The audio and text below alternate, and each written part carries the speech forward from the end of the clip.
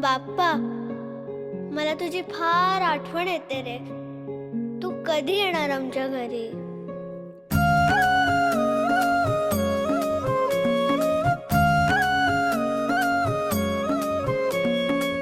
देवा तुझ्याच साठी उघडून दार, वाट पाहून झाली फार.